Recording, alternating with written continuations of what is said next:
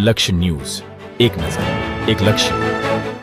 ભાદોલ ખાતે પ્રાકૃતિક કૃષિ પરિસંવાદ ગુજરાત રાજ્ય રાજ્યપાલ શ્રી આચાર્ય દેવવ્રતની અધ્યક્ષતામાં યોજાયો।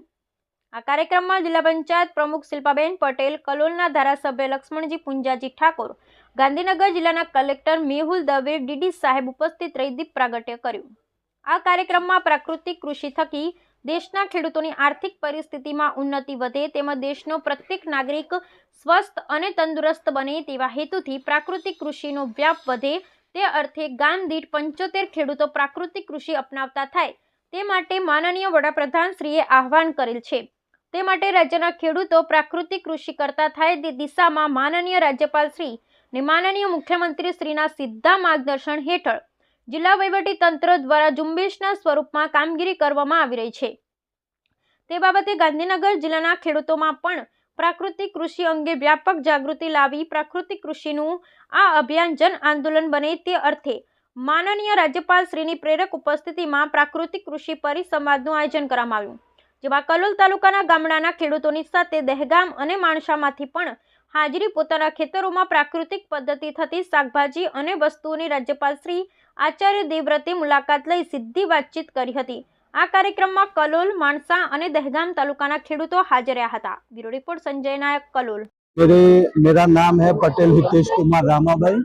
गांव का नाम है सामित्री, तहसील का नाम है दहगाम और डिस्ट्रिक्ट का नाम है गांधीनगर। और मैं 2019 से प्राकृतिक खेती कर रहा हूँ और मेरा पंचस्तरीय मॉडल फार्म है। उसमें 2 प्रकार के अमरूद लगाए हैं, सफेद और लाल। और साथ साथ में मैं गेहूं, सब्जी सबका भी खेती कर रहा हूँ। और गाय का जो मैंने प्रशिक्षण लिया है, तो गाय के गोबर से हम गोनाइल बनाते हैं, चिप्स बनाते हैं, ऐसे बहुत सी वैरायटी है जो प्रशिक्षण लिया है, मगर 10 से ज्यादा वैरायटी में बना रहा हूँ। और जो मेरे पास बंसी गौ है तो उसका FSL भी करवाया है, तो उसमें नॉन रेड्यूस आया है, 100% और प्राकृतिक ही आया है।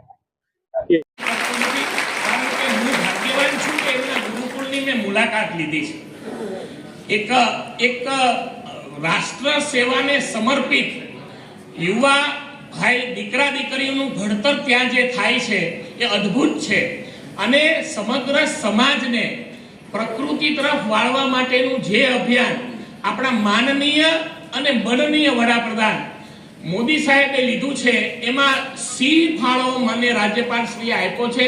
साहेब, हूँ आजना कार्यक्रममां आपनुं हृदयपूर्वक स्वागत करूं छुं।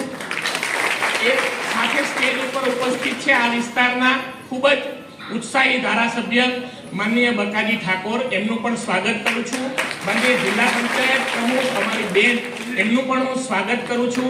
अने डीडीओ साहेब उपस्थित छे अने सौथी वधारे स्वागत साहेबनी पहेलने આપણે બધાએ ઝીલી છે અને ગાંધીનગરના 288 ગામમાંથી 188 ગામ 75 ખેડૂતથી વધારે ખેડૂતો પ્રાકૃતિક કૃષિ કરતા હોય એવા ગામ સુધી આપણે પહોંચ્યા છીએ। ત્યારે મને આનંદ થાય છે માનનીય રાજ્યપાલશ્રીએ આપણા ઉત્સાહને વધારવા આજે હાજરી આપી છે।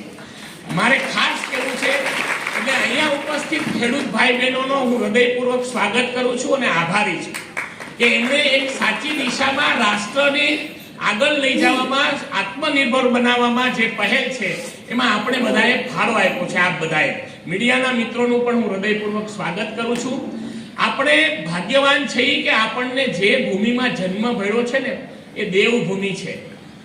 ભારત માતા એ વિશ્વવંદનીય છે ને છે જ, કારણ કે આ દેવભૂમિ છે અને માતૃભૂમિનું અને માતાનું સર્વશ્રેષ્ઠ આદર કોઈએ કર્યો હોય તો ભગવાન શ્રી રામે રામાયણમાં કરેલો છે।